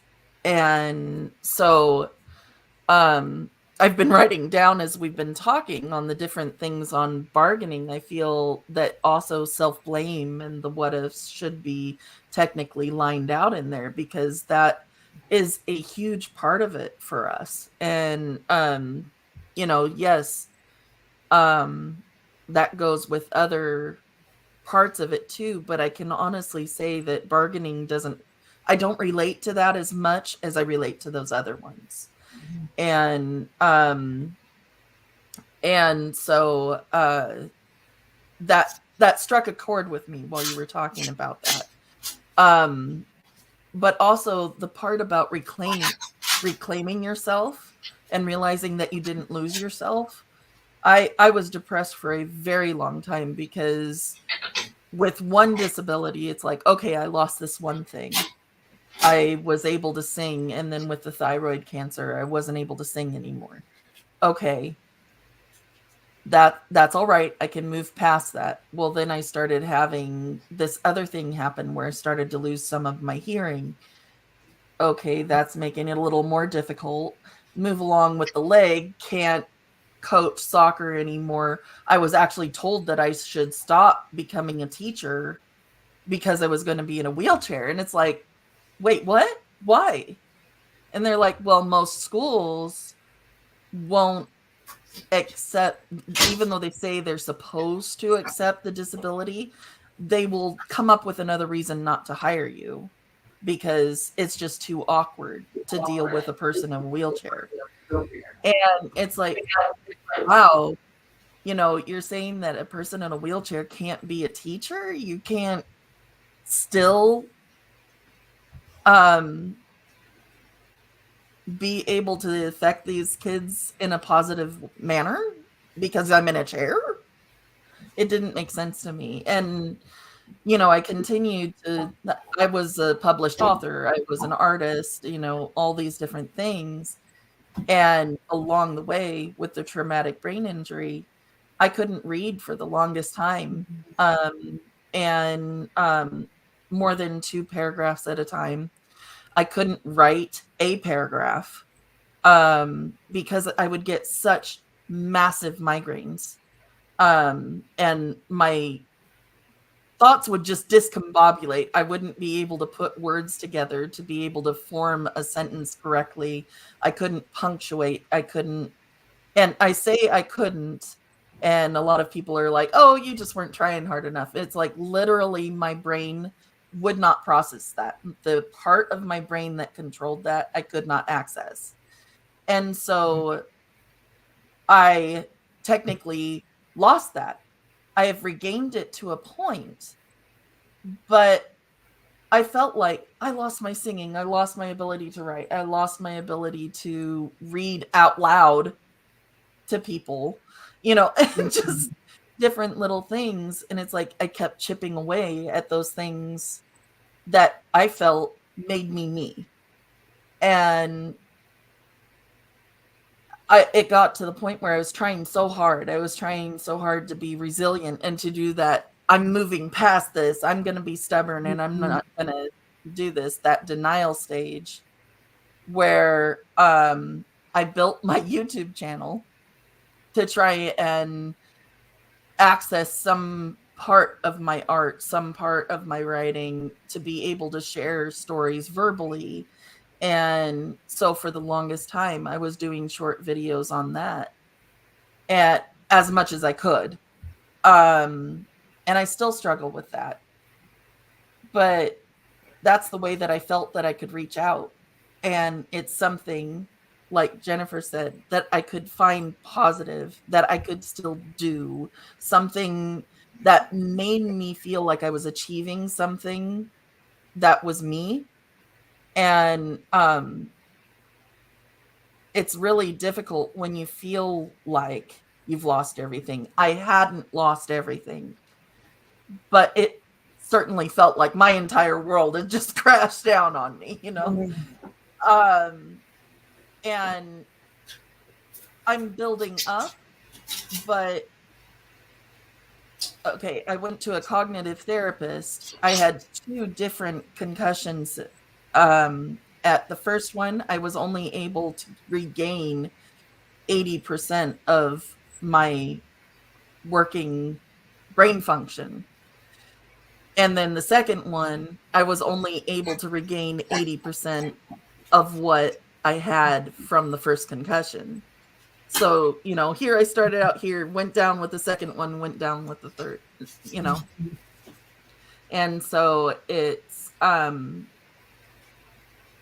not a thing with our different disabilities where it's like, oh, you made it back to 100%. And it's like, no, that doesn't exist. I made it back to, you know, 80% of what I was all the way back then. I made it to 100% of who I am now. I like that. And so, yeah. Amazing. I love hearing all the different perspectives and stories of how you're surviving this and, how you're persevering through it all. It's amazing. And I don't know about anybody else, but part of the journey for me is real separating who I am from what other people may expect me to be as a man or as someone who's disabled or whatever. Okay, and Mandy, there was something you brought up with which we've discussed a lot is um, how people will put these things down on paper like they're diverse, inclusive, and then passive aggressively sort of no, just not put certain things in place, which they on paper they may say they welcome people with disabilities, but then when the rubber hits the road, um, nobody's actually able to exist in that space with the disability. Yeah, Jennifer. Yeah, I've got to go in a few minutes, but I wanted to kind of segue. I love what Mark said there. Kind of going also to acceptance of not only our self-acceptance, but how like all of us are doing here today by talking about these things, but to hopefully initiate some change systemically, like within our, our social structure, about acceptance of all of us, whether we look fine, right? Or whether we have an obvious disability, right? Someone with a prosthetic, for example, where it's obvious that there's something different, or I should say atypical, right? But how do we actually change these things so that other people accept us for who we are? Because it's a lot of work, as we all know, to come to terms with and accept ourselves for who we are as we are in this moment. Sometimes that's very hard, and sometimes we don't want to do that, and that's okay. We keep coming back. It's a practice. But also recognizing that even like our friends and family members can also be going through their own grief process and maybe haven't come to acceptance either. I was telling Crystal and Mark the other day how, as I've been telling friends and family that I got recently approved for disability, I had one family member who said, well, I'll just say that you're retired. No, I'm disabled. Like, so if they can't accept that, like that's their thing, right? I have come to this place of acceptance right now, today, in this moment. I'm okay with who I am as I am. And also realizing that other people, they're going through their own grief process, who are in our lives, and they may not be there yet. But it's also our huge opportunity to try to change some things socially so that when someone shows up in a wheelchair, everything is accessible, that they accept us for who we are too. Good point. Yeah, I actually have an example of a social situation. So you know the electric wheelchairs in the grocery stores that are available to public. Um, so I don't look like the person that would need a wheelchair. People make excuses that, oh, well, you're not old enough to need one, or you don't look disabled enough to need one, or all these different things. I actually had someone come up to me that was wanting to use the wheelchair and said, these aren't available. You need to get out and give it to me. And I had, I had my cane with me. I had a fully, immobilizing knee brace that went from my hip all the way to my ankle. At that time, I wasn't able to really walk around the store. And instead of standing up for myself at that time, I acquiesced, and I had other people apologizing for me and saying, no, stay in the chair. And it's like, I don't want to deal with this. I don't want the noise. I don't want, this to me made a big scene where it looks like I'm taking something away from somebody else that needs it. While I did need it, other people's perceptions are also important in that I don't want them to think that I'm some young person playing around on a thing, racing around the store, But now I'm strong enough that I can say, no, I need this. I am disabled and I'm sorry. I'll give it to you when I'm done shopping. Being able to accept that for myself was a strength. But at the time, I wasn't able to stand up for myself. And that is a social thing. Even I have it go through my head when somebody's going along in one of those wheelchairs. It's like, you don't really need that. And it's like, why did I just think that? It's not my job to judge that. But I still find myself falling into that rut. And it's exactly right. We have so much work to do to be able to have it be a social construct where it's just okay to meet everybody where they're at.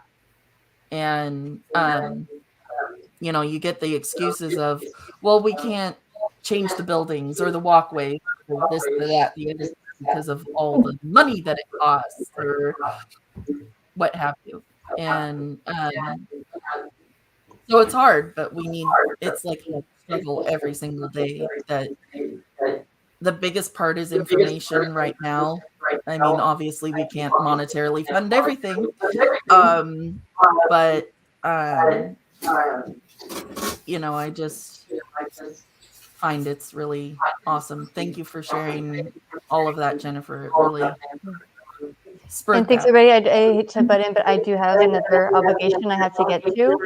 But thank you so much to Mark and Crystal. Thank you so much for what you're doing. Thank you to everyone who is here today. And keep up the conversation. And I hope to meet you again at the next one. Definitely. We'll be in touch again. Thank Sounds you good. so Thank you much so much, for all everyone. your contribution. Jennifer, thank you. You're welcome. Take care. So anything you had to say about that, Ann?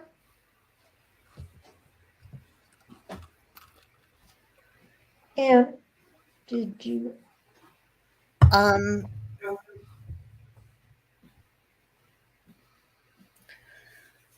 I am friends with two people who are spending their lives in wheelchairs. And I'm feeling a strong need to just salute them. They both have CP. And on Friday evenings, there are four of us who gather by Zoom, and we study God's word and we pray together. And two of them are these friends of mine in wheelchairs, one of whom I have never met in person. She's in Virginia. And the other one I hardly ever see because she is always doing these ridiculously awesome things that I wouldn't have the nerve to do. And I'm not in a wheelchair. She just got back from singing with the Baltimore Choral Arts Society in Vienna, and she is currently working on her PhD at Gallaudet. So she's taking all of her classes in sign language, which I can't even wrap my mind around. She was a public school teacher for 12 years, speech and language pathologist, and she would totally relate to what you have talked about. This other friend is working on her novel, which I think is just incredible. I would not have the nerve, and I was an English major too, like she was. I would not have the nerve to strike out into those kinds of waters. That's so hard to do, but she has so much wisdom and so much insight, and she comes across as very gentle, but the gentleness is like a cloak she wraps around herself. She has such strength and such courage. She's absolutely amazing. So I am really privileged to know these people who kick my butt on a regular basis, and who achieve more in any given day than I achieve in a month. They're both amazing and funny and charming and brave and very deeply spiritual. They love God and they serve God in these extraordinary ways. And I'm just amazed by them on a daily basis. I really am. So, anyone who feels like I'm in a chair, therefore, I'm just ready to say, okay, you're in a chair, then world, get out of the way. And I have to admit, I have a little bit of a thing for the wheelchair that one of my friends has, because it does what I call the Cobra. Um, it is an electric wheelchair, and if she needs to raise up, she presses a button and whoop, and then she is eyeball to eyeball with the world, man. It is so cool. And it's like, if you are not aware that she is a force of nature, you will be soon. And as a result of her being at my church, we now have a ramp on the entrance side of the church and a wooden ramp on the back side of the church. And we have an elevator in the church, and we also are. I think we now. I'll ask my husband. He's a member of the IT team. I think we now have a ramp that a person who is in a wheelchair can use to go up and be part of the IT team. Oh, he says that's correct. Okay, he's my fact man. So we're still working on getting the altar area available, but if I know our pastor and all of the fans of this wonderful friend of mine, I think it's going to happen sooner or later. We keep working on things, we keep getting accessible, and the wonderful gift in that is that we don't miss out on these extraordinary gifts from the people who happen to be in wheelchairs. And she's not the only one in our congregation. We have other people who are also in wheelchairs. And how cool is it that we have access? I mean, the accessibility isn't just for people in wheelchairs. It's our being able to access the gifts of the people who otherwise would be inaccessible to us.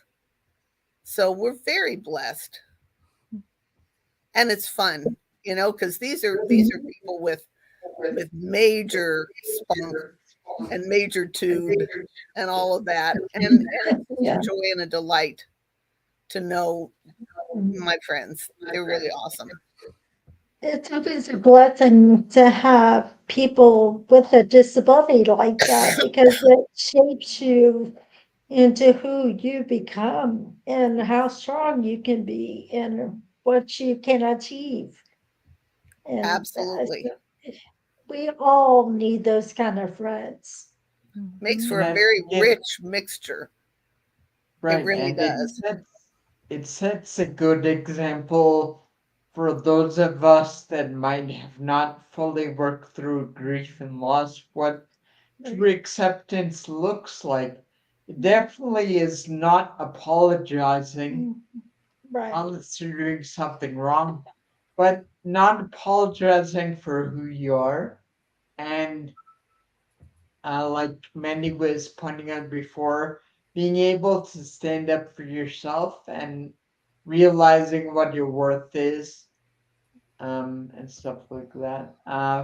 We've been here for about 2 hours, Wow. which is yeah, which is it's certainly fine with us. We talk about stuff all the time, but yeah, I would say if we did a show where you and I, debated and conversed about what we talk about, we'd be here. There used to be a all day show. yeah. Mm-hmm. We could be But having it's a nice retreat to have other situation. sounding boards to what? To Yeah, what, we Dan? could have a retreat, a weekend Yeah, retreat no, on some of I this stuff. know. It's wonderful. It's getting well.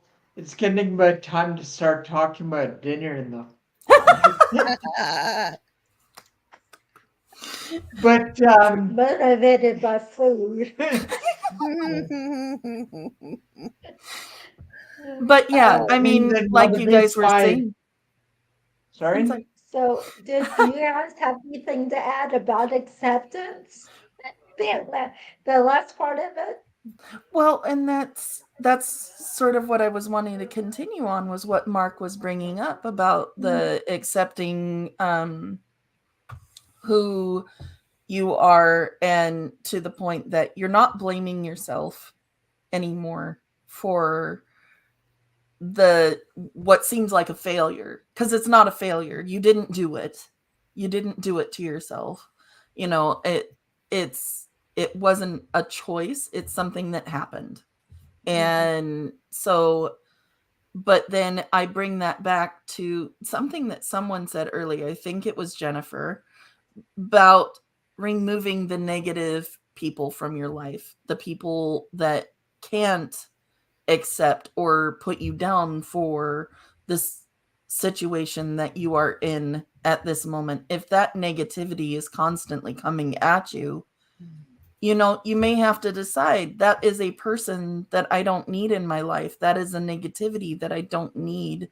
And surrounding you with the positive, supportive people, or people that have experience with the situation. And it has been a 14-year journey for me since all the disability stuff started. And I am just now getting to the point where I am starting to build my friend group that is supportive, that knows what I'm talking about. And I'm getting out there and allowing myself to be part of that social world again. Because for the longest time, I was like, no, I've only got this much energy. Don't focus on me, only focus on my kids. You know, they're what's the most important. I'm nothing, you know. And that's not true, because in order to be able to give energy to other people, you need to give energy to yourself. And so I'm learning now to say no. I need to take this time for me, or no, I need a 30-minute break. You know, I can't play chess for 5 hours at a time. And so, you know, things even like this conversation, which are fun and engaging and everything like that, I'm starting to notice I'm forgetting words. I'm slurring a little bit. I'm starting to stutter. That energy that I had, you know, it's wearing down, and I'll start to make mistakes, and they're obvious to me right now, but they'll become more obvious to others that it goes on. And but accepting that and being able to notify people and say, you know, this is happening to me right now. This is what's going to happen. And so if it happens, don't act scared or anything like that, because I'm not having a stroke or something. It's just what happens. And being able to notify them ahead of time, I feel it's that preparatory resilience that I was talking about, even with the students, that they're able to deal with the situations as they come in hand. And so, you know, it's taking a long time, but I'm accepting me. And so, it's not a thing where it's just like, oh, I accepted it, it's done. And no, there's Yeah, many, many levels of acceptance. And so, yeah. exactly. And well, that very much parallels with some of the things that I've dealt with recently. And it was, saying, okay, I can't do this kind of work anymore. I need to set aside time for me, as you were talking about, after about 3 or 4 o'clock. Forget it. I'm going to start losing words. I'm going to start, just having a hard time physically, stuff like that. So me and him have set it up where we don't have interviews for, like, this is at 3, right? Well, now I think it's much later. It's like, but so yeah, it's like they accept and accept, this is who I am, this is what I can give. And the people that don't accept it, the people that don't want to, acknowledge what I need, is not people I need in my life. And if they can't acknowledge that I need what I need to be successful, to be a good person, to be a good whatever I need to be doing in life, you know, if they're holding me down with their toxic ways, then I can't be who I need to be. That's a good point. I have found that I have developed a habit of, when I am tired, making no sense at all. It's really quite comical. I used to be someone who could pull an all-nighter and just get slower and slower and all that. No, something has changed. Now I go from sounding perky and functional to making no sense.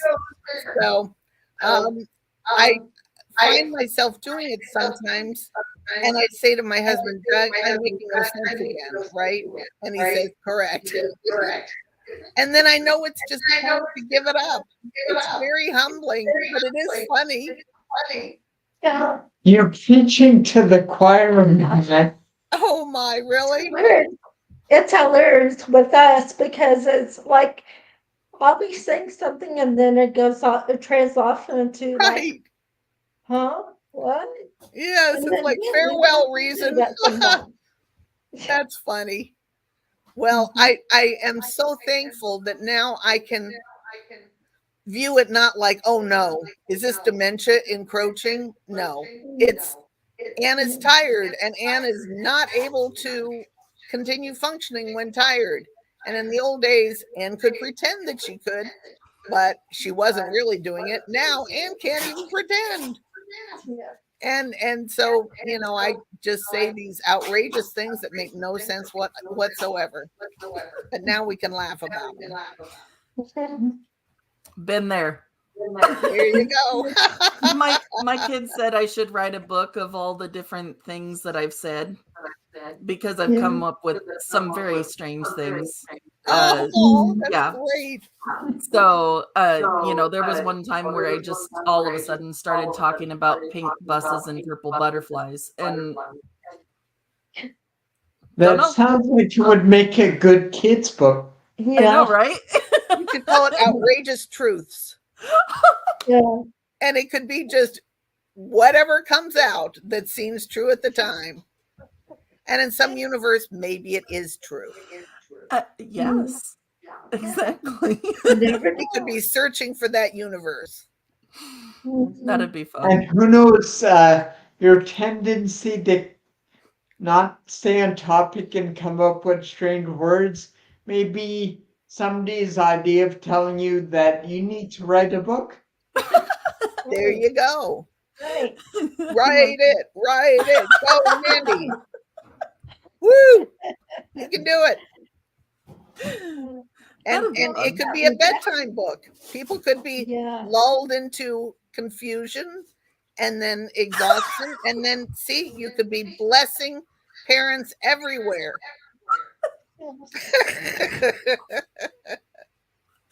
Oh, that's lovely. I love it. All sorts of gifts coming out here. That would be fun. And you could illustrate it too. Yes, I can. Yep. That'd be fun. Artist But and don't ask author. us about that. Don't involve us in that part of it. Oh my. That's fun. This has been a wonderful conversation. Thank you all so much. Yes, I really appreciate you to all of you, everybody, but you too. It was a really good conversation. It was great fun, and I feel like I learned a ton. So thank Oh, you. Yeah. Well, Yeah. All I right. know Well, you do too, but hopefully other people that watch as they can, hopefully they'll get something from it as well, because that's all that matters to us is, it being able to reach at least one person and help one person.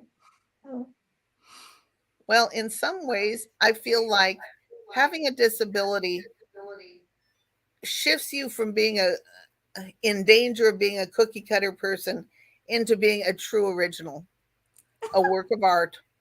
So that's what you are, Mandy. Oh, I love it. Well, we all are for Go sure. off and create that book. Now I'll that just you have are to in the contact work you with of art category. that. keep in contact with us so we can bug you about it. Ooh, Yeah. There that we would be go. fun. Gosh, now I have to write it down. Mean that in a anxiety way, just No, so I we can mess mean, with you about it.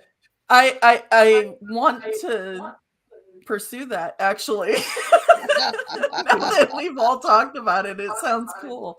So, yeah, I just have to write notes so that I remember things. It's Yeah. just one of Do my that too. things that I learned to use as a tool for myself. Everybody else thinks that I'm just making massive amounts of lists, and that's just fine. Right. They can Right. think what It's they want. yeah. You are gloriously functional. Exactly. Yep. That's awesome. Well, I do Sometimes have to go because I'm okay. like It down. was a wonderful experience and what lovely people. It was so fantastic. Honestly, all of my nerves were assuaged in a very short amount of time with you. You were Aw. very welcoming and it was great. So thank you And so much for inviting me. It was fantastic. So You were I meant to thank be you here. for I know it brings up a lot of anxiety and a lot of courage to especially to go live. yeah. With the conversations we've had and these are pretty personal experiences we deal with. Mhm. So that True. takes a lot of courage. So kudos. And I think Well done. if I can repeat what we sent, we replied to you. It's easy for us as disabled or broken people or having a certain level of education or whatever to feel under what was the word you use? Under geez, now I'm having a lost word. Oh, I remember what you were talking about. Yeah. It was sort of Uh, like incapable or yeah, something like maybe that. feeling incapable or I can't think of the word now. Not being underqualified, Ah, right? yes. And the thing is, our experience is the thing that qualifies us, maybe even gives us better qualifications than someone who's uh, read so many books and gone through a university education and hasn't lived what we've lived through, right? That is very true. Yeah. And sometimes a lot of times we have to be careful not to dismiss our own experience. Very And true. I'm not saying I'm perfect. Certainly working through that myself, but that's one thing I've been able to pick up on. It's something that is a constant, conscious decision every day. Just like deciding what mood you're going to be in or, how you're going to present yourself to other people. It's one of those things that you have to honestly think through. And at least I do. And I'm constantly learning. That's something that I tell people all the time. I'm constantly learning about myself, growing, learning how to help, others or learning how to speak out and share things because I'm a very shy person at heart. And so it's one of those things you just close up and hold on to that. But, being proud of who we are is, I think, also part of the people that I've seen in this group. We're proud of the journeys that we've made. And I just think that's so amazing about you guys is that, it's awesome seeing all that you've been through, hearing about all that you've been through, and seeing what you've done with it. Well, thanks for that, Mandy. Same thing to you.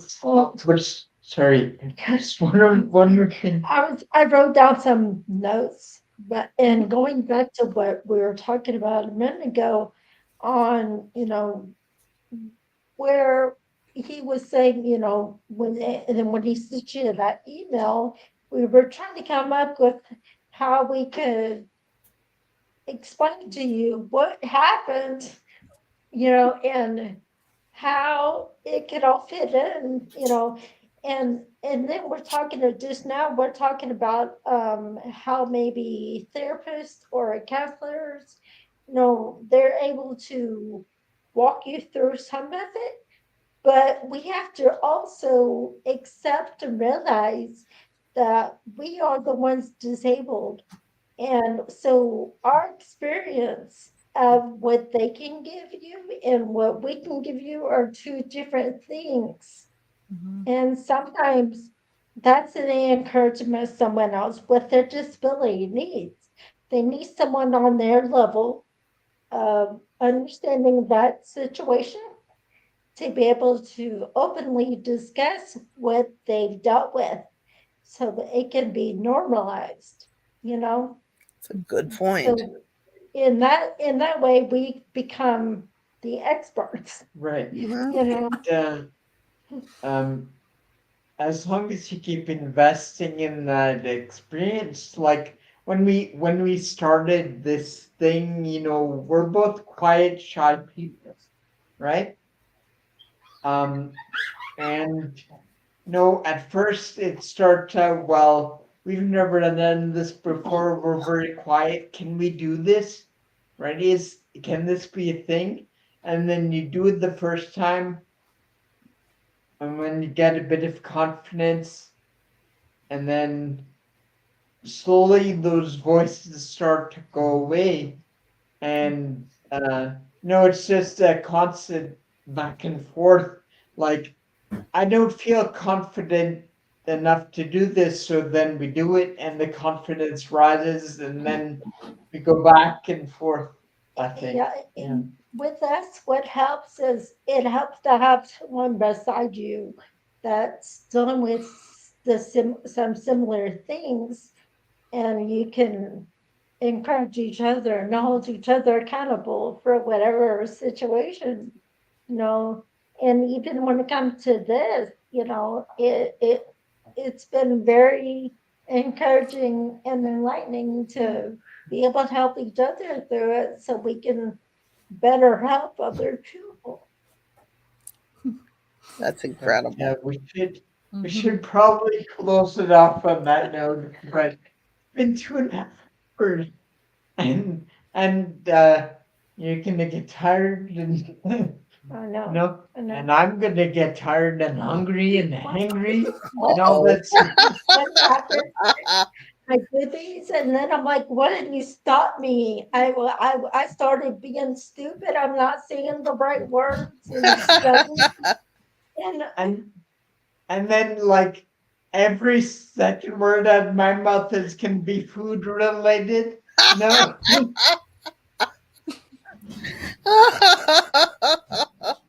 we're like, Oh my. these are lives, so we can't do anything about it. But like on drugs, we can edit that out. Yeah. But Yeah. Anyways, it was certainly a valuable discussion, and hopefully other people can get a lot out of this. I know we did. And yeah, we're grateful that you were able to join us and share your wisdom with us. Yeah, It was thank delightful. you guys It was have a great, good Anna. evening. Okay. Thank you all Good so evening. much. Bye. Bye. Bye. Bye, Mandy. Bye, Anna. Bye. Keep in touch. Will do. Thank you so much, Anne.